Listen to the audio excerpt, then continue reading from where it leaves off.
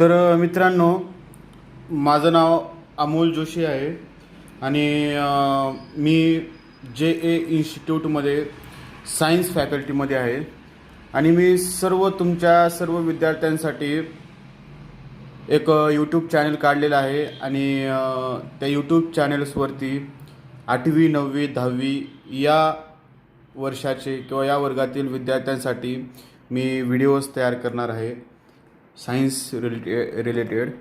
तर तुम्ही ह्या चॅनलला खूप मोठ्या प्रमाणामध्ये सबस्क्राईब करा आणि शेअरही करा, जेणेकरून सर्व विद्यार्थ्यांना ह्या व्हिडिओजचा फायदा व्हावा. तर लक्षात घ्या मित्रांनो की आज आपण क्लास 10th मधील लेसन नंबर 3 सायन्स पार्ट 2 मधला चॅप्टर चालू करणार आहोत. त्या चॅप्टरचं नाव आहे the life process in living organism part 2. तर मित्रांनो, लक्षात घ्या की कोणताही चॅप्टर चालू करण्याच्या अगोदर आपल्याला त्या चॅप्टरविषयीचं इंट्रोडक्शन माहीत असणं खूप गरजेचं आहे, बरोबर आहे. तर ह्या चॅप्टरचं नाव काय मित्रांनो? The life process in living organism. Living ऑर्गॅनिझममधली जी लाईफ प्रोसेस आहे, भरपूर लाईफ प्रोसेस असतात त्यामध्ये. डायजेशनची प्रोसेस असेल, एक्सक्रेशनची प्रोसेस असेल, सर्क्युलेशनची प्रोसेस असेल, रेस्पायरेशनची प्रोसेस असेल, अशा अनेक प्रोसेस लिव्हिंग ऑर्गॅनिझममध्ये घडत असतात.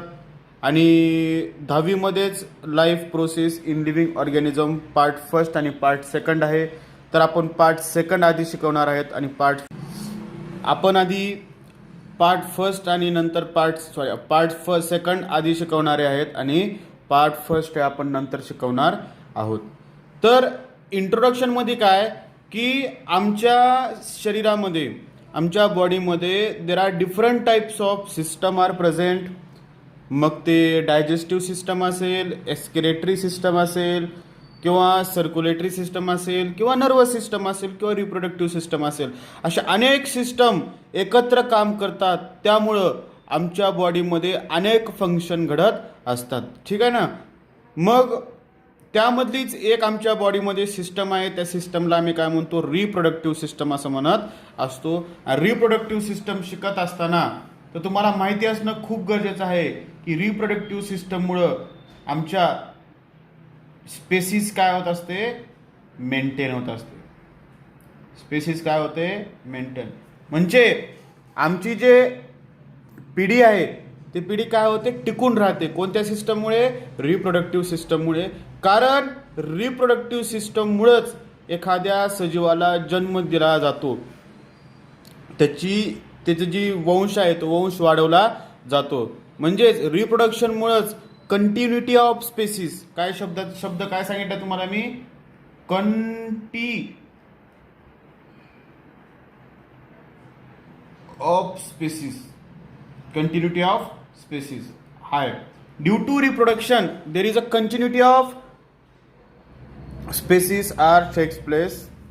Hence, therefore, the reproductive system is very important in the living organism. तर त्यापूर्वी आपल्याला माहीत असणं गरजेचं आहे की व्हॉट इज रिप्रोडक्शन. रिप्रोडक्शनची डेफिनेशन काय? रिप्रोडक्शनची डेफिनेशन हे खालीलप्रमाणे आहे. There is the formation of new organism. Formation of new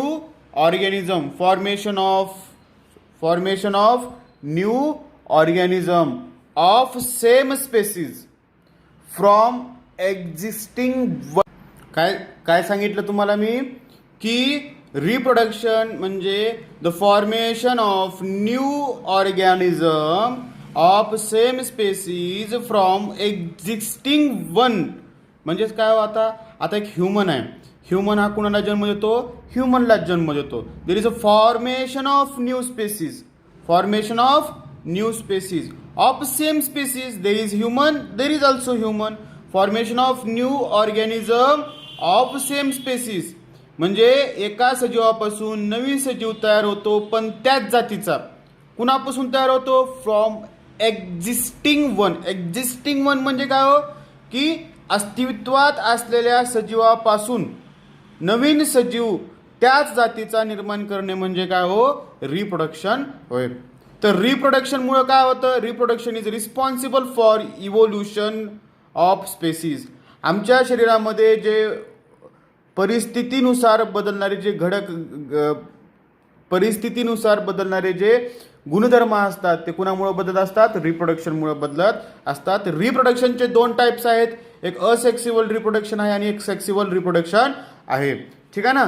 तर आपण असेक्सिबल रिप्रोडक्शन पाहणार आहोत. असेक्सिबल रिप्रोडक्शन म्हणजे पहिल्यांदा आपण त्याची डेफिनेशन पाहून घेऊया. There is a formation of new organism of same species without fusion of gamete. शब्द अर्थ काय बघा बरं, काय म्हणतोय मी, formation of new organism of same species without fusion of gamete. आता गॅमेट म्हणजे काय माहिती का, समजा आता इथं काय हो, that is a male gamete and that is female gamete. म्हणजे एक मेलची पेशी एक फिमेलची पेशी, ते काय होतात, फ्यूज होतात. फ्यूज होऊन काय तयार होतो, न्यू ऑर्गॅनिझम तयार होतो. कुठं, सेक्सिबल रिप्रोडक्शनमध्ये. पण असेक्सिबल रिप्रोडक्शनमध्ये एका पेशीपासून दोन पेशा डायरेक्ट तयार केल्या जातात. There is no requirement of fusion of gamete. तिथं गॅमेटची आम्हाला टू डिफरंट टाइप्स ऑफ गॅमेटची रिक्वायरमेंट आम्हाला लागत नाही. Understood.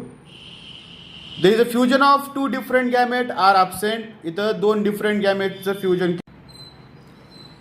That is uniparental reproduction. Uni म्हणजे काय हो, एक, पॅरेंटल म्हणजे पॅरेंट रिप्रोडक्शन. या रिप्रोडक्शनसाठी एकाच पॅरेंटची गरज आहे. मग ते सेक्सिबल रिप्रोडक्शनमध्ये दोघांची गरज असते, मेल आणि फिमेलची गरज असते. पण असेक्सिबल रिप्रोडक्शनमध्ये युनिपॅरेंटल रिप्रोडक्शन आहे. Only mitosis takes place. म्हणजे याच्यामध्ये फक्त कोणती प्रोसेस घडत असते, मायटॉसिसच घडत असते. आपण पार्ट फर्स्टमध्ये मायटॉसिस म्हणजे काय ते आपण पाहणार आहोत. आता बघा, इथं एका पेशीपासून दोन पेशा तयार व्हायला येतं, म्हणजेच काय, याच्यामध्ये मेल पण नाही फिमेल पण नाही. ठीक आहे ना. इथं फक्त एकाच पेशीपासून दोन पेशा तयार होत असल्यामुळं जे दोन तयार होणारे जे डॉटर सेल आहेत, ते दोन तयार होणारे डॉटर सेल एक्झॅक्टली कुणासारखे असतात, पॅरेंट सेल सारखे असतात. त्यामुळं these are genetically exactly similar. ते कशा असतात, जेनेटिकली एक्झॅक्टली सिमिलर असतात. Genetic recombination are absent. आता बघा, तुमच्या माहितीसह सांगतो, असेक्सिबल रिप्रोडक्शनमध्ये एक ॲडव्हान्टेजेस आहे आणि एक डिसॲडव्हान्टेजेस आहे. ॲडव्हान्टेजेस म्हणजे काय, एक त्याचा फायदा आहे. असेक्सिबल रिप्रोडक्शनचा काय फायदा आहे, कारण की these process are very fast process. Asexual reproduction is very fast process, that is the advantages. And drawback is genetic recombination is absent. म्हणजे असेक्सिबल रिप्रोडक्शनमध्ये कोणत्याही प्रकारचं जेनेटिक रिकॉम्बिनेशन होत नाही. त्यामुळं तो परिस्थितीशी स्वतःला बदलू शकत नाही. तर परत सांगतो, रिप्रोडक्शन म्हणजे काय, formation of new species, formation of new organism of same species from pre existing ones, known as reproduction. Reproduction हे इव्हॉल्युशन घडून आणत असतं. रिप्रोडक्शनचे दोन टाइप्स आहेत, asexual reproduction and sexual reproduction. Asexual reproduction म्हणजे काय, formation of new organism of same species without fusion of gamete. इथं कोणत्याही प्रकारचे गॅमेटचं फ्युजन केलं जात नाही. There is no two different gametes are required. There is uniparental reproduction, only mitosis is involved, and these are genetically exactly similar and genetic recombinations are absent. These are the drawback and it is very fast process. These are the advantages. Understood? तर मी तुम्हाला आता सांगणार आहे की असेक्सिबल रिप्रोडक्शनचे types of असेक्सिबल reproduction.